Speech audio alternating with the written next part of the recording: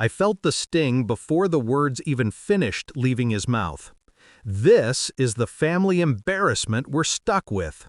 My father said it casually, like a joke he'd repeated 100 times.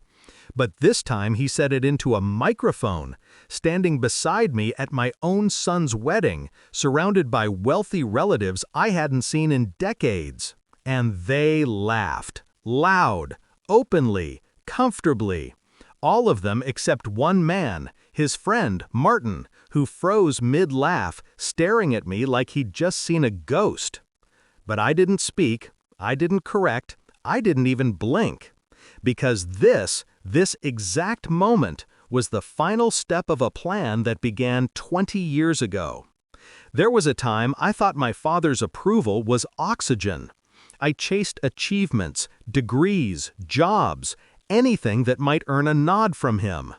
But he only praised two things: money and status. I had neither. I was the quiet child, the introvert, the one who preferred building things to bragging about them. "You'll never be anything." He told me that when I was 19. I believed him. God, that was the cruelest part. It started when my wife left me, not for another man, but for another life, one she didn't believe I could ever provide. One night she whispered, almost apologetically, "Your father was right. You don't have ambition." She packed her bags the next morning. My father didn't comfort me. He smirked. "Now you know what it's like when people see your true worth." I didn't break, not outwardly. I simply fell silent and began observing. People think betrayals make you emotional, but some betrayals sharpen you. I stopped trying to be seen and started paying attention to what others missed. I learned to read contracts better than lawyers. I learned to listen more than I spoke. I learned leverage, how it works, how people give it away. And slowly, quietly, I built a business. Then another. Then I bought failing companies, fixed them, and sold them. Discretion was my superpower.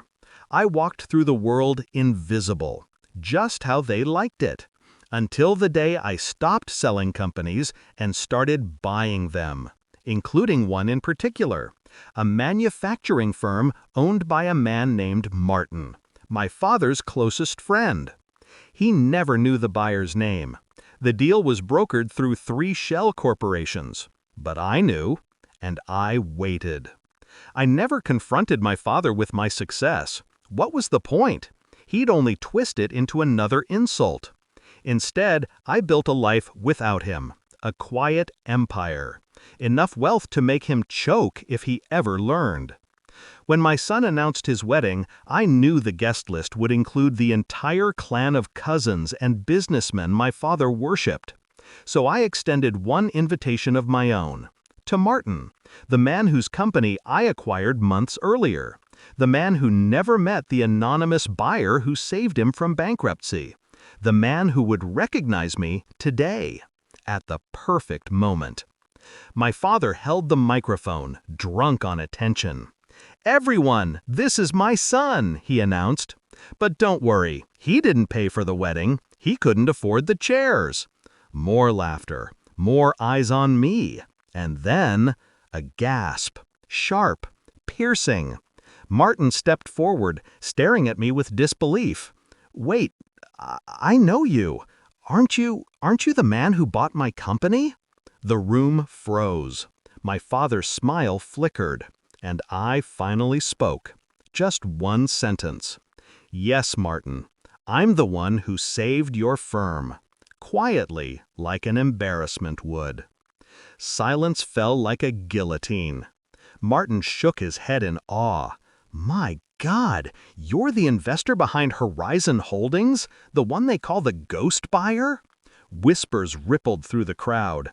"Billionaire? Horizon? Impossible! Why didn't he ever say?"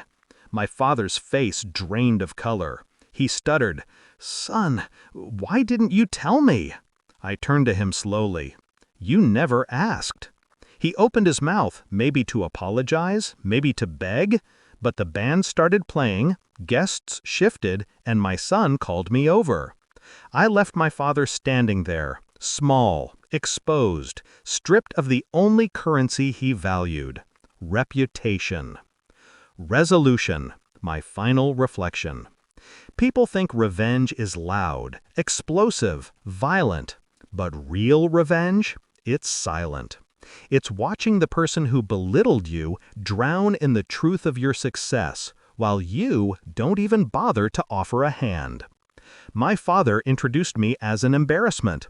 The world now knows better, and he'll never get to claim a single piece of what I've built. Not my wealth, not my achievements, not even my forgiveness. Some legacies are inherited, others are engineered. Mine was forged from their laughter and finished with my silence.